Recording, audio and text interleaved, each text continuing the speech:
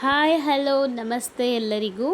So ಇನ್ನು ಈ vlog ಬಂದು ನಮ್ಮದು ಟ್ರಿಪ್ ಲಾಸ್ಟ್ ಡೇ ವ್ಲಾಗ್ ಆಗಿರುತ್ತೆ. ಸೊ ನಾನು ಆಲ್ರೆಡಿ ಲಾಸ್ಟ್ ವ್ಲಾಗಲ್ಲಿ ಉಡುಪಿ ಬಸ್ ಸ್ಟಾಪ್ ಹತ್ರ ಬಂದಿದ್ದಕ್ಕೆ ಲಾಸ್ಟ್ ಮಾಡಿದ್ದೆ. ಸೊ ನಾವು ಟ್ರಿಪ್ಪು ಡೇ 3ಯಲ್ಲಿ ನಾವು ಮೂರನೇ ದಿನ ಮಧ್ಯಾಹ್ನ ಒಂದು 2:30 ಅಷ್ಟೊತ್ತಿಗೆ ನಾವು ಉಡುಪಿ ದೇವಸ್ಥಾನದ ಹತ್ರ ಉಡುಪಿ ಬಸ್ ಸ್ಟಾಪ್ ಹತ್ರ ಇದ್ವಿ. ಇನ್ನು ಅಲ್ಲಿಂದ ಡೈರೆಕ್ಟಾಗಿ ಪ್ರೈವೇಟ್ ಬಸ್ಗಳು ಇದೆಯಂತೆ ದೇವಸ್ಥಾನಕ್ಕೆ. ಒಂದು 5 ನಿಮಿಷವೂ ಆಗಲ್ಲ. ಸೊ ಆಟೋಗಳು ಹೋಗುತ್ತೆ, ಆರಾಮಾಗಿ ಹೋಗ್ಬಿಡಿ ಅಂತ ಅಲ್ಲಿ ಹೇಳಿದ್ರು. ಸೊ ಇನ್ನು ಬಸ್ಸೆಲ್ಲ ಕಾಯ್ಕೊಂಡು ಏನಕ್ಕೆ ಅಂತ ಹೇಳ್ಬಿಟ್ಟು ಆಟೋನೇ ಮಾಡಿಕೊಂಡು ಹೊರಟಿದ್ದಾಯಿತು ದೇವಸ್ಥಾನದ ಹತ್ರಕ್ಕೆ. ದೇವಸ್ಥಾನದ ಹತ್ರ ಹೋಗ್ಬಿಟ್ಟು ಇನ್ನು ನಮಗೂ ಬೇರೆ ಟಯರ್ಡ್ ಆಗಿಬಿಟ್ಟಿತ್ತಲ್ವ ಎಲ್ಲ ಕಡೆ ಸುತ್ತಿ. ಸೊ ಆ ಕಾರಣದಿಂದಾಗಿ ಆಟೋನೇ ಹಿಡ್ಕೊಂಡು ಅಲ್ಲಿ ಬಸ್ ಸ್ಟಾಪ್ ಡೌನಲ್ಲೇ ಆ ದೇವಸ್ಥಾನಕ್ಕೆ ಹೋಗೋ ಆಟೋಗಳೇ ಫುಲ್ಲು ಲೈನಿಗೆ ನಿಂತಿರುತ್ತೆ. ಸೊ ಒಂದು ಆಟೋಗೆ ಹೋಗಿ ಕೇಳಿದ್ರೆ ಅವರೇ ಕರ್ಕೊಂಡು ಹೋಗ್ತಾರೆ. ಸೊ ದೇವಸ್ಥಾನದ ಹತ್ರ ಡೈರೆಕ್ಟಾಗಿ ಕರ್ಕೊಂಡು ಹೋಗಿ ಬಿಟ್ಟರು. ಅಲ್ಲಿ ಹೋಗಿಬಿಟ್ಟು ಆಮೇಲೆ ಒಂದು 3 ಗಂಟೆ ಆಯಿತು ಅಂತ ಅಂದ್ಕೊತೀನಿ. ದೇವಸ್ಥಾನದ ಹತ್ರ ಹೋಗಿ ಆ ರೂಮ್ ಎಲ್ಲ ನೋಡಿ ರೂಮ್ ಬುಕ್ ಮಾಡಿಕೊಡೋಷ್ಟೊತ್ತಿಗೆ 3 ಗಂಟೆ ಆಗೋಯಿತು. ಸೊ ಇನ್ನು ದರ್ಶನ ಯಾವಾಗಲೂ ಇರುತ್ತೆ, ದರ್ಶನ ಕ್ಲೋಸಿಂಗ್ ಟೈಮ್ ಇಲ್ಲ ಅಲ್ಲಿ, ದರ್ಶನ ಯಾವಾಗಲೂ ಇರುತ್ತೆ. ನೈಟು 8-9 ಗಂಟೆ ತನಕನೂ ದರ್ಶನ ಇರುತ್ತೆ. ಸೊ ದರ್ಶನ ಏನೋ ಓಪನ್ ಇತ್ತು, ನಾವು ಹೋಗಲಿಲ್ಲ ಅಷ್ಟೇ. ಸೊ ರೂಮ್ ಬುಕ್ ಮಾಡ್ಕೊಂಡ್ವಿ. ಅದು ಕೂಡ ಉಡುಪಿಯಲ್ಲೂ ಕೂಡ ನಮಗೆ ದೇವಸ್ಥಾನದ ರೂಮೇ ಸಿಕ್ತು. ಸೊ ನಮಗೆ ಇನ್ನೊಂದು ಪ್ರಾಬ್ಲಮ್ ಏನಾಯಿತು ಅಂತ ಹೇಳಿದ್ರೆ, ಹೋಗ್ತಾ ಹೇಳ್ತೀನಿ ಇದೇ ವಿಡಿಯೋದಲ್ಲಿ. ಸೊ ಉಡುಪಿ ಒಳಗಡೆ ಹೋಗಿದ ತಕ್ಷಣವೇ ಇದು ಟೆಂಪಲ್ಲು, ಅದರ ಆಪೋಸಿಟ್ಟೇ ರಾಯರ ದೇವಸ್ಥಾನ ಇತ್ತು. ಅದು ಒಂದು ನೋಡಿಬಿಟ್ಟು ತುಂಬಾ ಖುಷಿಯಾಯಿತು. ಹೋಗ್ತಾ ಒಳಗಡೆ ರೈಟ್ ಸೈಡ್ಗೆ ರಾಯರ ದೇವಸ್ಥಾನ ಆಪೋಸಿಟ್ಟಲ್ಲೇ ಇತ್ತು. ಸೊ ನಾವು ಅವತ್ತಿನ ದಿನ ಬಂದು ಗುರುವಾರನೇ ಹೋಗಿದ್ದೀವಿ ಉಡುಪಿಗೆ. ಸೊ ನಾವು ಮಂಗಳವಾರ ಹೋಗಿದ್ದು, ಉಡುಪಿಗೆ ಹೋಗಿದ್ದು ಗುರುವಾರ. ಸೊ ರಾಯರ ದಿನವೇ ಹೋಗಿದ್ದೀವಿ ಉಡುಪಿಗೆ, ಅಪೋಸಿಟ್ಟಲ್ಲೇ ಇತ್ತು. ಸೊ ಹಂಗೆ ಹೋಗ್ಬೇಕಾದ್ರೆ ಇದೆಲ್ಲ ಒಂದೊಂದು ಕ್ಲಿಪ್ಪಿಂಗ್ಸ್ನ ತೊಗೊಂಡೆ ಅಷ್ಟೇನೆ. ರೂಮ್ ಬುಕ್ ಮಾಡೋದಕ್ಕೆ ಅಂತ ಹೇಳ್ಬಿಟ್ಟು ಡೈರೆಕ್ಟಾಗಿ ರೂಮ್ ಹತ್ರ ಹೋದ್ವಿ. ಸುಮಾರು ದೇವಸ್ಥಾನದ ಬ್ಯಾಕ್ ಸೈಡು ನಮಗೆ ಒಂದು ರೂಮ್ ಸಿಕ್ತು ಫೈನಲಿ.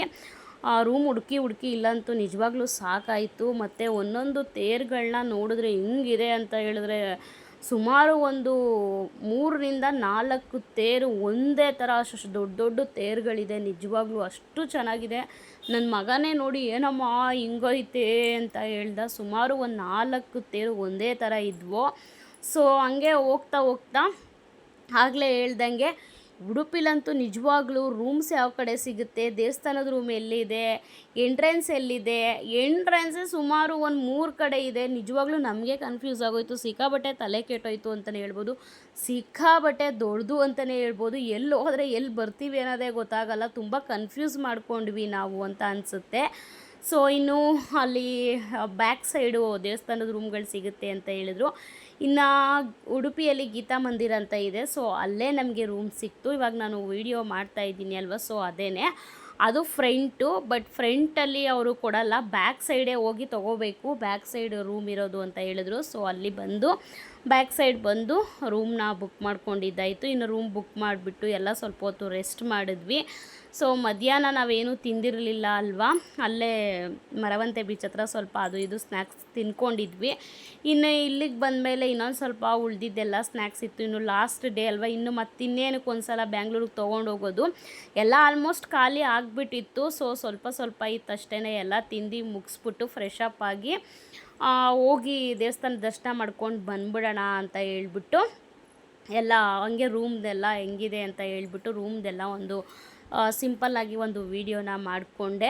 ಇಲ್ಲೂ ಕೂಡ 24 hours ಬಿಸಿನೀರು ಕೂಡ ಇತ್ತು, ಏನು ತೊಂದರೆ ಇರಲಿಲ್ಲ.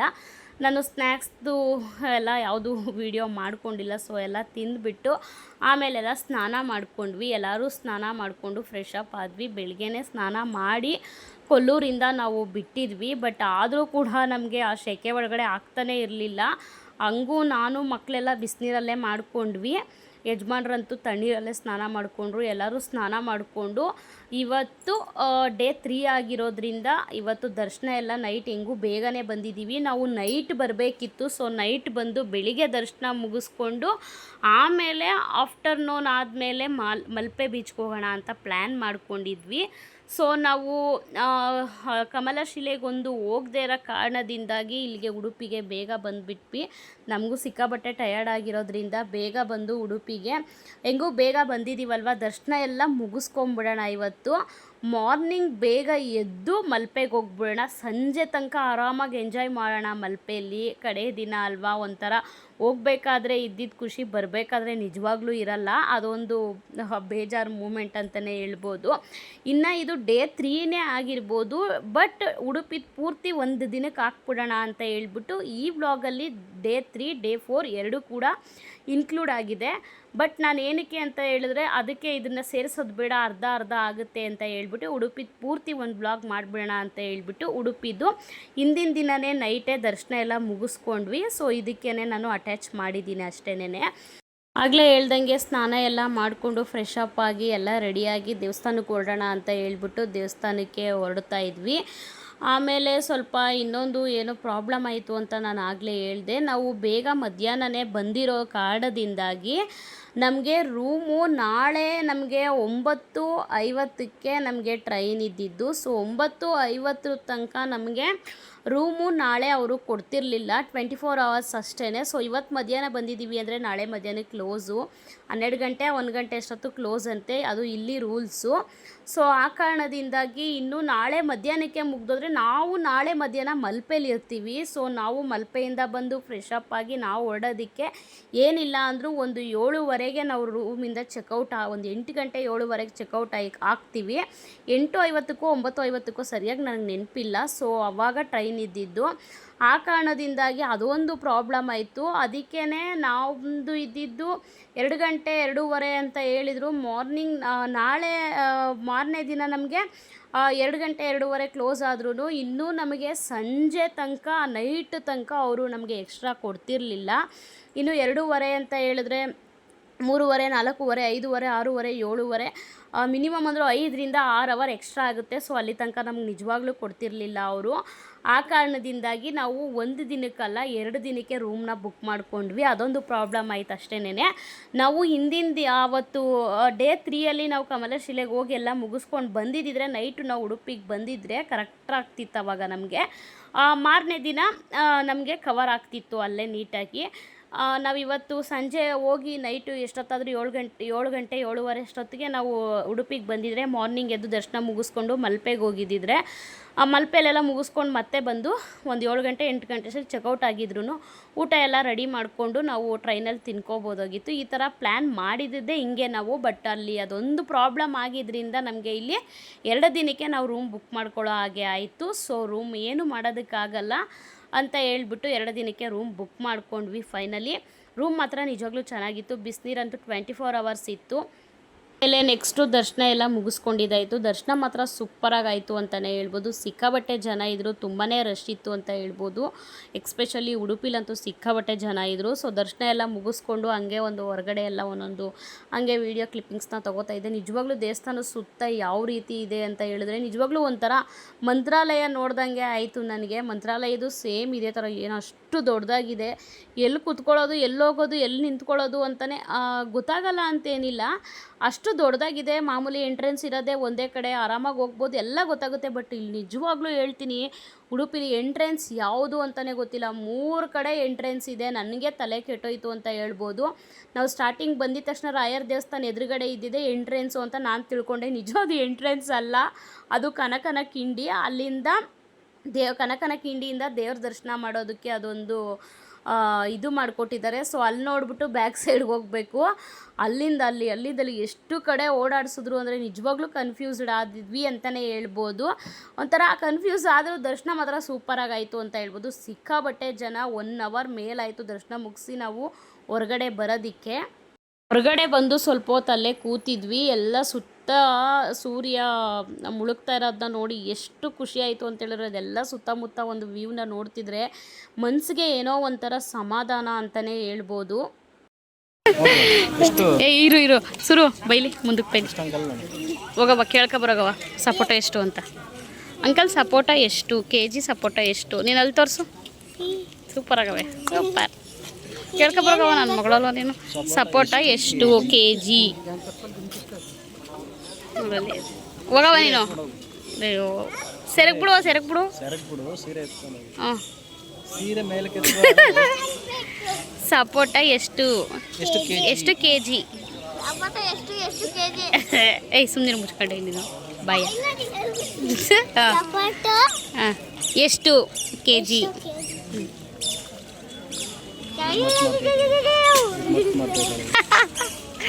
ಇಲ್ಲ ಮರೆಯಲ್ಲ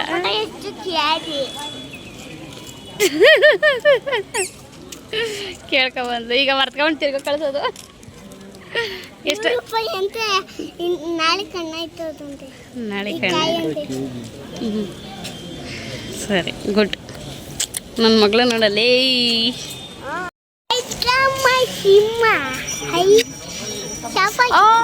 ಕೂದಲು ಕೊಡಿ ಕೂದಲು ಕಿಲೋ ಓಕೆ ಏನು ಮಾಡ್ತಾಳೆ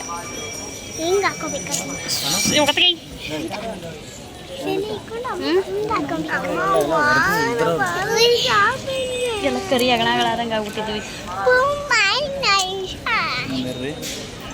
ಓಕೆ ಅಯ್ಯೋ ಭೂತ್ ಬಂಗ್ಲೆ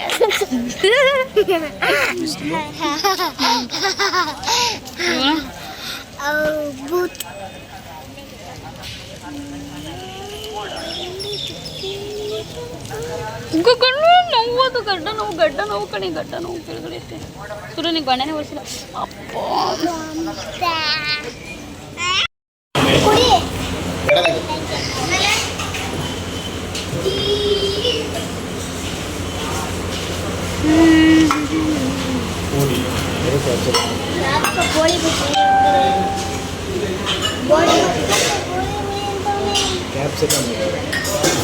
ತಿನ್ರಪ್ಪ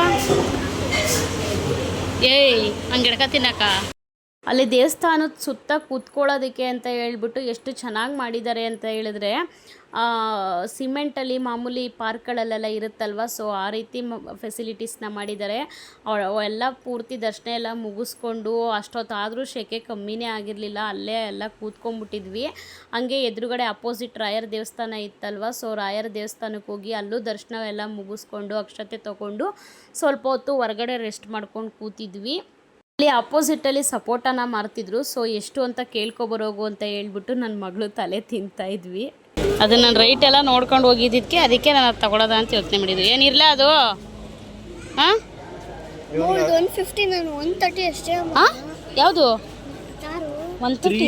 350 ಕಣೋ ಯಾವನು 350 ಇದು ರಿಯಲ್ ನೋಟಾ ಏನು ಇದು ನೋಡಿ ಇಲ್ಲಿ 100 ರೂಪಾಯಿ ಸುರು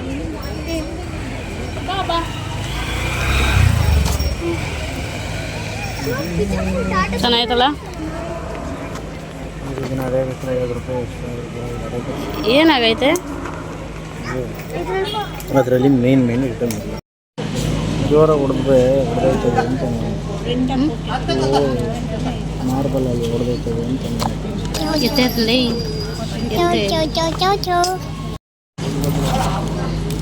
ಯಾವುದು ವೈಟಾ ಎಷ್ಟು ಅಷ್ಟೇ ಇನ್ನು ಡೇ 3 ಇಲ್ಲಿಗೆ ಎಂಡ್ ಆಗ್ತಾ ಇದೆ ಸೊ ಶಾಪಿಂಗ್ ಎಲ್ಲ ಮುಗಿಸ್ಕೊಂಡು ಸ್ವಲ್ಪ ಮಕ್ಕಳಿಗೆ ಲಾಸ್ಟ್ ಡೇ ಅಲ್ವಾ ಇನ್ನು ನಾವು ಹೇಳಿದ್ವಿ ಸುಮಾರು ದೇವಸ್ಥಾನಗಳೆಲ್ಲ ಲಾಸ್ಟ್ ಡೇ ತೊಗೊಡ್ತೀವಿ ಅಂತ ಹೇಳ್ಬಿಟ್ಟು ಹಂಗೂ ಹಿಂಗೂ ಮಕ್ಕಳು ಹಠ ಮಾಡಿ ಫೈನಲ್ ಆಗಿ ತೆಗೆಸ್ಕೊಂಡ್ರು ಪರ್ಚೇಸ್ ಎಲ್ಲ ಮಾಡ್ಕೊಂಡು ಬಂದು ಆಮೇಲೆ ಊಟಕ್ಕೆ ಹೊರಟಿದ್ದಾಯಿತು ಊಟಕ್ಕೆ ಹೋಗಿ ಊಟ ಎಲ್ಲ ಮುಗಿಸ್ಕೊಂಡು ಅಲ್ಲಿ ವಿಡಿಯೋ ಎಲ್ಲ ಮಾಡೋ ಆಗಿರಲಿಲ್ಲ ಒಳಗಡೆ ತುಂಬಾ ಸ್ಟ್ರಿಕ್ಟ್ ಇತ್ತು ಸೊ ಆ ಕಾರಣದಿಂದಾಗಿ ನಾನು ಅನ್ನ ಸಂತರ್ಪಣೆ ಮಾಡ್ತಿರೋದು ವಿಡಿಯೋ ಮಾಡ್ಕೊಂಡಿಲ್ಲ ಅಲ್ಲಿ ಊಟ ಎಲ್ಲ ಮುಗಿಸ್ಕೊಂಡು ಬಂದು ನೈಟು ಮಲ್ಕೊಂಡಿದ್ದಾಯಿತು ನಮಗೂ ಫುಲ್ಲು ಟಯರ್ಡ್ ಆಗಿತ್ತಲ್ವ ಸೊ ಇಲ್ಲಿಗೆ ವಿಡಿಯೋನ ಡೇ 3ದು ನಾನು ಎಂಡ್ ಮಾಡ್ತಾಯಿದ್ದೀನಿ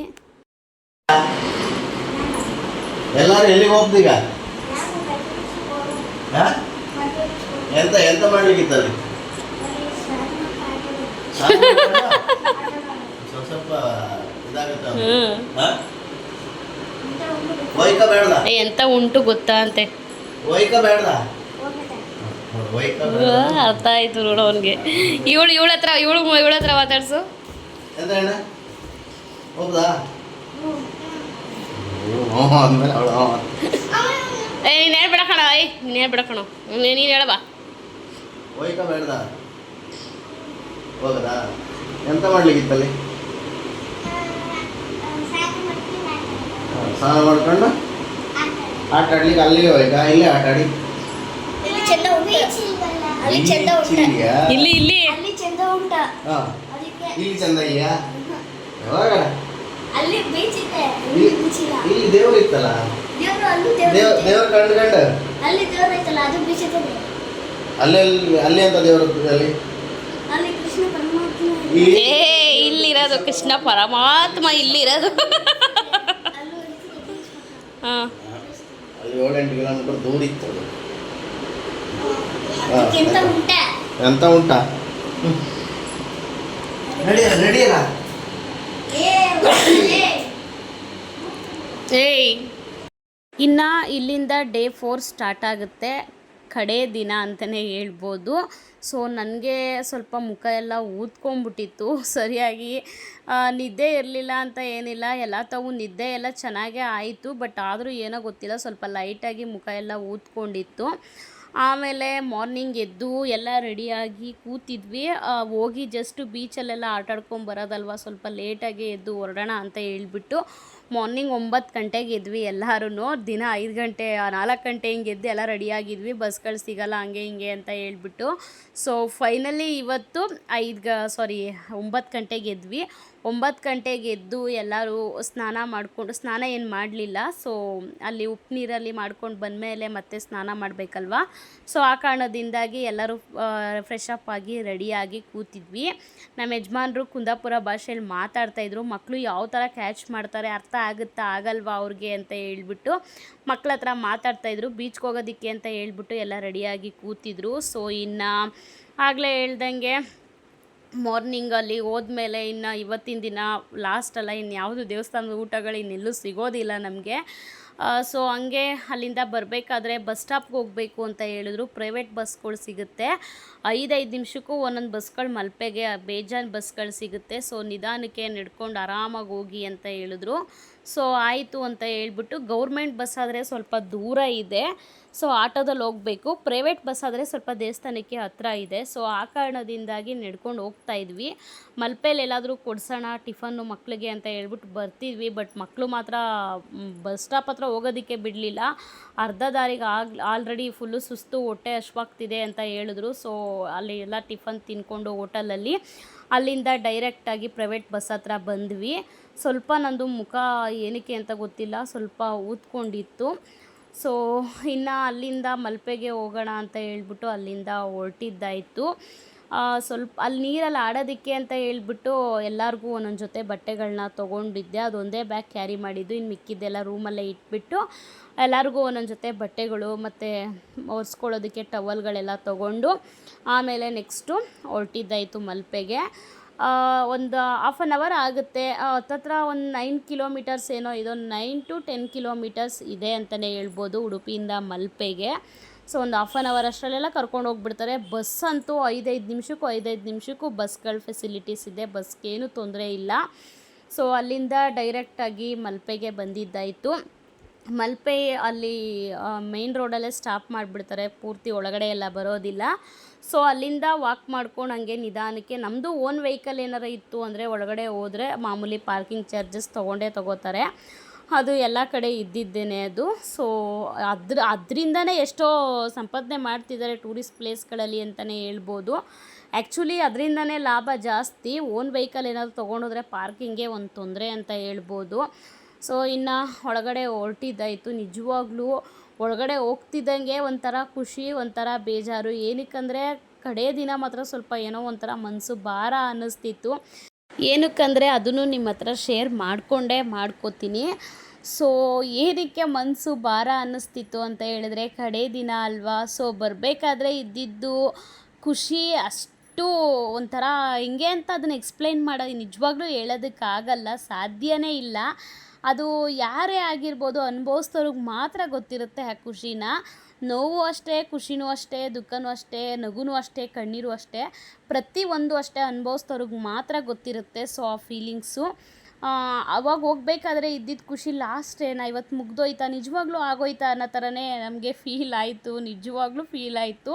ಏನಕ್ಕೆ ಅಂತ ಹೇಳಿದ್ರೆ ಓದೇ ಆವಾಗಲೇ ಹೇಳ್ದಂಗೆ ಹೋಗ್ಬೇಕಾದ್ರೆ ಇದ್ದಿದ್ದ ಖುಷಿ ಬರಬೇಕಾದ್ರೆ ಇರಲ್ಲ. ಒಂಥರ ಎಲ್ಲ ಮುಗ್ದೋಯ್ತಾ ಆಗೋಯ್ತಾ ಅನ್ನೋದೇ ಒಂಥರ ಬೇಜಾರು. ನಮ್ಮ ಯಜಮಾನ್ರು ಅದರಲ್ಲೂ ಹೋಗ್ಬೇಕಾದ್ರೆ ಖುಷಿಯಾಗೇ ಇದ್ದರು. ಒಂದು 3 ಡೇಸ್ ಆಯಿತು, 4 ಡೇಸ್ ಆಯಿತು ಫೈನಲಿ ಇವತ್ತು. 3 ಡೇಸಿಂದ ನಿಜವಾಗ್ಲೂ ಅವರು ಈ ಥರ ಎಂಜಾಯ್ಮೆಂಟ್ ಮಾಡ್ತಾರೆ ಅಂತಲೇ ನಾನು ಅಂದ್ಕೊಂಡಿರಲಿಲ್ಲ. ಒಂಥರ ಮಕ್ಕಳಿಗೆ ನನಗೆ ಅಷ್ಟೇ ಅವ್ರು ಎಂಜಾಯ್ಮೆಂಟ್ ಮಾಡಿಸೋದಕ್ಕೋಸ್ಕರ ಕರ್ಕೊಂಬಂದಿದ್ದಾರೆ ಅಂತ ನಾನು ತಿಳ್ಕೊಂಡಿದ್ದೆ. ನಾನು ಅವ್ರಿಗೋಸ್ಕರನೇ, ಮಕ್ಳಿಗೋಸ್ಕರ, ನಮ್ಮ ಯಜಮಾನ್ರಿಗೋಸ್ಕರನೇ ನಾನು ಹೋಗಿದ್ದು. ಬಟ್ ನೋಡಿದ್ರೆ ಅವರು ನಿಜವಾಗ್ಲೂ ಎಂಜಾಯ್ ಮಾಡಿದ್ರು. ತುಂಬಾ ಖುಷಿಯಾಯಿತು. ಲಾಸ್ಟ್ ದಿನ ಅವ್ರು ಮನಸ್ಸು ಬಿಚ್ಚಿ ಮಾತಾಡಿದ್ರು ಅಂತಲೇ ಹೇಳ್ಬೋದು. ಆ ಥರ ನನ್ನ ಹತ್ರ ಯಾವತ್ತೂ ಅವ್ರು ಮಾತಾಡಿರಲಿಲ್ಲ. ಒಂಥರ ಏನಕ್ಕೆ ಅಂದರೆ ತುಂಬ ನೊಂದುಬಿಟ್ಟಿದ್ದಾರೆ ಅವರು. ಸಿಕ್ಕಾಪಟ್ಟೆ ಏನೋ ಒಂದು ಮನಸ್ಸಲ್ಲಿ ಇಟ್ಕೊಂಡು ಕೊರಗ್ತಿದ್ದಾರೆ. ಅದು ಏನು ಅಂತ ಅಂದ್ಬಿಟ್ಟು ಗೊತ್ತು ನನಗೆ, ಬಟ್ ಅದನ್ನು ಶೇರ್ ಮಾಡ್ಕೊಳ್ಳೋ ಪರಿಸ್ಥಿತಿಲಿ ನಾನು ನಿಜವಾಗ್ಲೂ ಇಲ್ಲ. ಅಷ್ಟು ಮನಸ್ಸು ನೊಂದ್ಕೊಂಡ್ಬಿಟ್ಟಿದ್ದಾರೆ. ಬೇರೆಯವ್ರು ಯಾರೋ ಮೋಸ ಮಾಡಿದರೆ, ಬೇರೆಯವ್ರು ಯಾರೋ ಏನೋ ಒಂದು ಹೇಳಿದರೆ ಅವ್ರಿಗೆ ನೋವು ಆಗ್ತಿಲ್ಲ. ತುಂಬ ಹತ್ರದವರು, ತುಂಬ ಹಚ್ಕೊಂಡಿರೋರೆ ಈ ಥರ ಏನೋ ಒಂದು ಮೋಸ ಆಯಿತು, ಅವರಿಂದ ನಂಬಿಕೆ ದ್ರೋಹ ಆಯಿತು ಅಂತ ಅಂದಾಗ ನಿಜವಾಗ್ಲೂ ಎಂಥವ್ರಿಗೆ ಆದರೂ ಹರ್ಟ್ ಆಗೇ ಆಗುತ್ತೆ, ನೋವು ಆಗೇ ಆಗುತ್ತೆ. ಅದೇ ಮನಸ್ಥಿತಿಲಿ ನಿಜವಾಗ್ಲೂ ಅವರಿದ್ದರು. ಫೈನಲಿ ಲಾಸ್ಟ್ ದಿನ ಅದನ್ನು ಶೇರ್ ಮಾಡಿಕೊಂಡ್ರು. ನನಗೂ ಬೇಜಾರಾಯಿತು. ಲಾಸ್ಟಲ್ಲಿ ಒಂದು ಮಾತು ಹೇಳಿದ್ರು ನಮ್ಮ ಮನೆಯವರು. ತುಂಬಾ ಖುಷಿಯಾಯಿತು ನನಗೆ. ಸೊ ಇಷ್ಟು ನಮಗೋಸ್ಕರ ಇಷ್ಟು ಎಂಜಾಯ್ ಮಾಡಿಸೋದಕ್ಕೋಸ್ಕರ ಇಷ್ಟು ಖರ್ಚು ಮಾಡಿ ಇಲ್ಲಿ ತನಕ ಕರ್ಕೊಂಬಂದಿದ್ದೀಯ ನೀನು. ಊಟ ನಾನು ಕೊಡಿಸ್ತೀನಿ, ನೀನು ತಲೆ ಕೆಡಿಸ್ಕೋಬೇಡ. ಇಷ್ಟೆಲ್ಲ ಖರ್ಚಾಗಿದೆ, ಖುಷಿಗೇನೋ ಹೋಗ್ಬಿಡ್ತೀವಿ ಟ್ರಿಪ್ಪು ಅದು ಇದು ಅಂತ ಅಂದ್ಕೊಂಡು ಹೋಗ್ಬಿಡ್ತೀವಿ. ಸೊ ರೂಮ್ಗೆ ಅಷ್ಟು ಖರ್ಚಾಯಿತು, ಅಲ್ಲಷ್ಟು ಖರ್ಚಾಯಿತು, ಟ್ರಾವೆಲಿಂಗ್ ಅಷ್ಟೊಂದು ಖರ್ಚಾಯಿತು, ಅಲ್ಲಿಂದ ಒಂದು ಕಡೆಯಿಂದ ಒಂದು ಕಡೆಗೆ ಹೋಗೋದಕ್ಕೆ ಅಷ್ಟೆಲ್ಲ ಖರ್ಚಾಯಿತು ಅಂತ ಹೋಗೋದೇನೋ ಹೋಗ್ಬಿಡ್ತೀವಿ. ಬಟ್ ಫೈನಲಿ ಅಷ್ಟು ಖರ್ಚಾಯಿತು ಇಷ್ಟು ಖರ್ಚಾಯಿತು ಅಂತ ಲಾಸ್ಟ್ ಮೂಮೆಂಟಲ್ಲಿ ಎಲ್ಲರಿಗೂ ಹೊಟ್ಟೆ ಉರಿಯುತ್ತೆ. ಸೊ ನಮ್ಮ ಯಜಮಾನ್ರು ಆಮೇಲೆ ಬೇಜಾರು ಮಾಡ್ಕೋಬೇಡ, ಇಷ್ಟೆಲ್ಲ ಖರ್ಚು ಮಾಡಿ ನನಗೋಸ್ಕರ ಮಕ್ಳಿಗೋಸ್ಕರ ಇಷ್ಟೊಂದು ಮಾಡಿದ್ಯಾ, ಸೊ ಫಿಶ್ ಊಟ ನಾನು ಕೊಡಿಸ್ತೀನಿ. ಇಲ್ಲಿ ತನಕ ಹೋಗಿ ಫಿಶ್ ಊಟ ತಿಂದಿಲ್ಲ ಅಂದರೆ ಹೆಂಗೆ ಅಲ್ವಾ. ಸೊ ಫೈನಲಿ ಯಾವ ದೇವ್ರ ದರ್ಶನವೂ ಮಾಡೋ ಆಗಿರಲಿಲ್ಲ ಅಲ್ಲ, ಫಿಶ್ ಊಟ ತಿಂದ್ಕೊಂಡೇ ಹೋಗಬೇಕು ಅಂತ ಪ್ಲ್ಯಾನ್ ಮಾಡೇ ಬ್ಯಾಂಗ್ಳೂರಿಂದ ಹೋಗಿದ್ವಿ. ಆಮೇಲೆ ಲಾಸ್ಟಲ್ಲಿ ಊಟ ಮಾಡ್ಕೊಂಡು ಹೊರಡಬೇಕು ಅಂತ ಹಂಗೆ ಮಾತಾಡ್ಕೊಂಡು ಕೂತಿದ್ವಿ. ಇವತ್ತೆಲ್ಲ ಪೂರ್ತಿ ಡೇ ಮಾರ್ನಿಂಗಿಂದ ಈವ್ನಿಂಗ್ ತನಕನೂ ನಾವು ಮಲ್ಪೆಲಿ ಆಟ ಆಡಿದ್ವಿ ಅಂತಲೇ ಹೇಳ್ಬೋದು. ಯಾವುದೇ ಬೀಚಸ್ ಆಗಿರಲಿ, ಸೊ ಒಂದು 2 to 3 hours ಲಾಸ್ಟ್ ಅಷ್ಟೇ. ಅದ್ರ ಮೇಲೆ ನಿಜವಾಗ್ಲೂ ಎಂಜಾಯ್ ಮಾಡೋಕ್ಕೆ ಮನಸ್ಸೇ ಬರೋಲ್ಲ. ಒಂಥರ ಬೇಜಾರಾಗೋಗುತ್ತೆ. ಕುತ್ಕೋಬೇಕು, ನೋಡಬೇಕು ಅಂತ ಆಸೆ ನಿಜವಾಗ್ಲೂ ಅನಿಸುತ್ತೆ, ಇಲ್ಲ ಅಂತ ಇಲ್ಲ.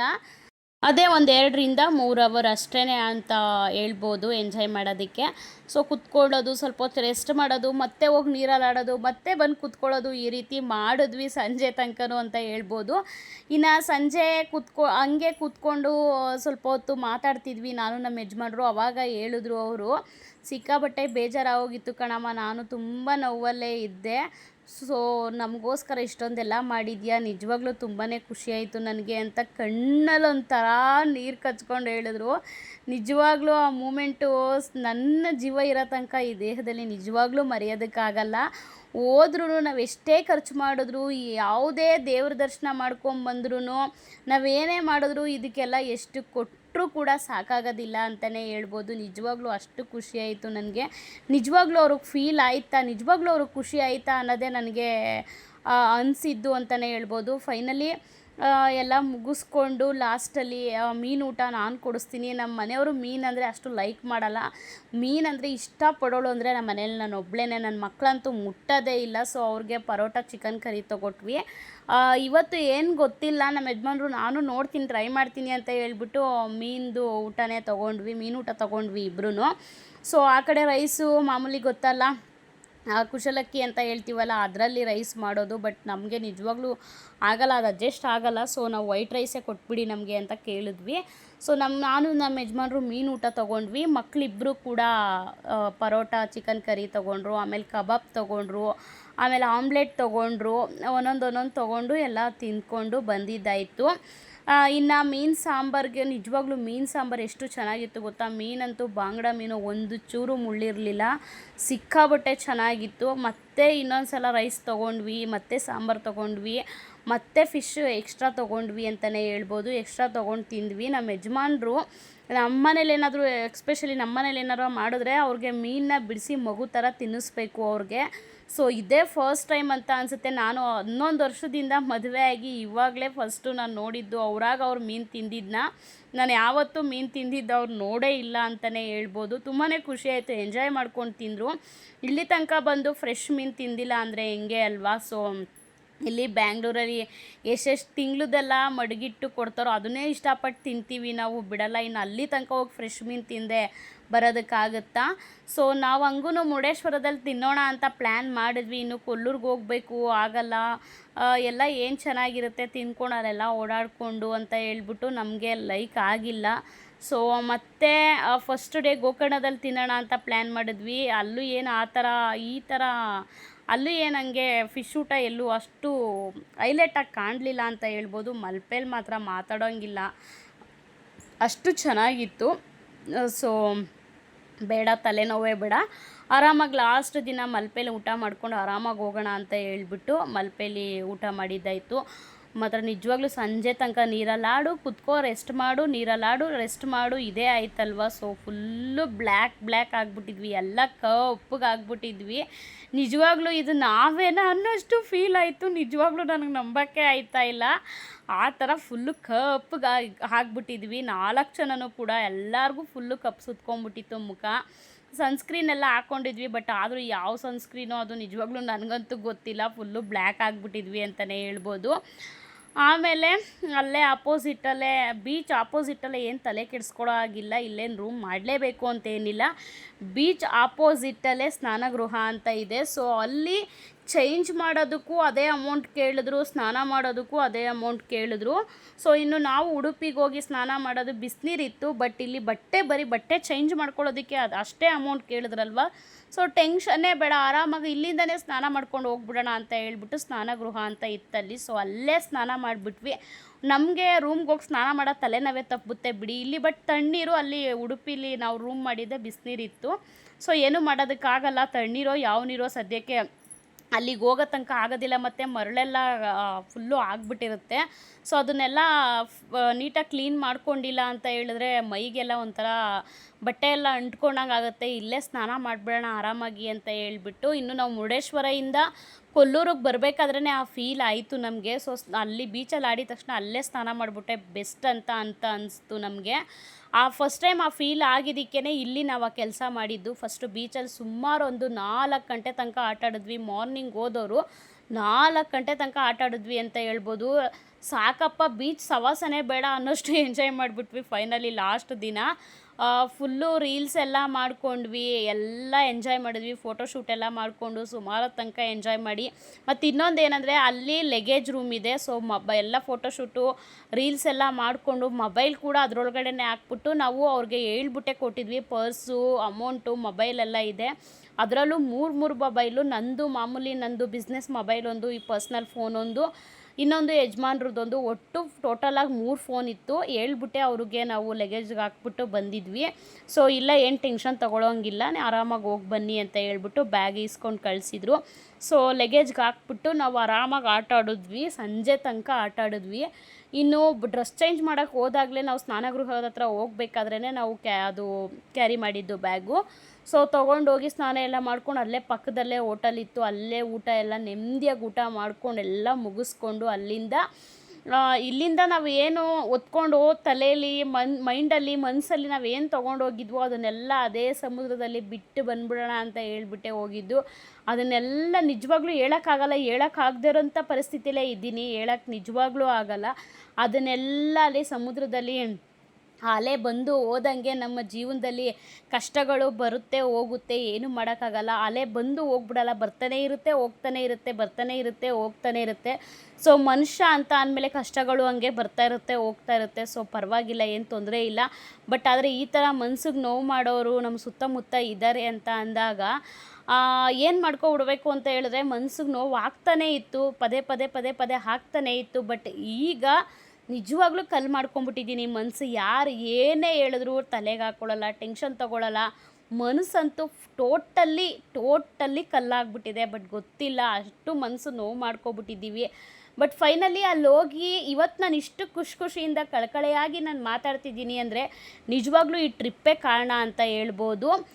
ಎಲ್ಲ ಸಮುದ್ರದಲ್ಲಿ ಬಿಟ್ಟು ಬಂದುಬಿಟ್ವಿ ನಾವು ಅಂತಲೇ ಹೇಳ್ಬೋದು. ಈ ಟ್ರಿಪ್ಪು ಪ್ಲ್ಯಾನ್ ಮಾಡಬೇಕಾದ್ರೆ ಆ ಥರ ಯಾವುದೇ ರೀತಿ ನಮಗೆ ನೋವಾಗಿರ್ಬೋದು, ಹರ್ಟ್ ಆಗಿರ್ಬೋದು ಆಗಿರಲಿಲ್ಲ. ಬಟ್ ಆಮೇಲೇ ನಮಗೆ ಏನೋ ಒಂದು ಇನ್ಸಿಡೆಂಟ್ ನಡೆದು ತುಂಬಾ ನೋವಾಯಿತು ಮನಸ್ಸಿಗೆ. ಫೈನಲಿ ಅದನ್ನೆಲ್ಲ ಅಲ್ಲೇ ಬಿಟ್ಟು ಬಂದ್ವಿ. ಮತ್ತೆ ಮಾತ್ರ ನಿಜವಾಗ್ಲೂ ಬರಬೇಕಾದ್ರೆ ತುಂಬಾ ಬೇಜಾರಾಯಿತು ಅಂತ ಹೇಳ್ಬೋದು. ಆಮೇಲೆ ಊಟ ಮಾಡ್ಕೊಂಡು ಅಲ್ಲಿಂದ ಮತ್ತೆ ಮಲ್ಪೆಯಿಂದ ಡೈರೆಕ್ಟಾಗಿ ಉಡುಪಿಗೆ ಬಸ್ ಇದೆ. ಸೊ ಅಲ್ಲಿಗೆ ಬಂದು ಆಮೇಲೆ ಅಲ್ಲಿಂದ ಬಂದಿದ್ದಾಯಿತು. ರೂಮ್ ಹತ್ರ ಬಂದು ಚೆಕ್ಔಟ್ ಮಾಡಿಬಿಟ್ಟು ಇನ್ನು ನಮ್ಮ ಯಜಮಾನ್ರು ಅಲ್ಲೇ ಆಟೋದವ್ರ ಹತ್ರ ಮಾತಾಡ್ಕೊಂಡು ಬಂದಿದ್ದರು.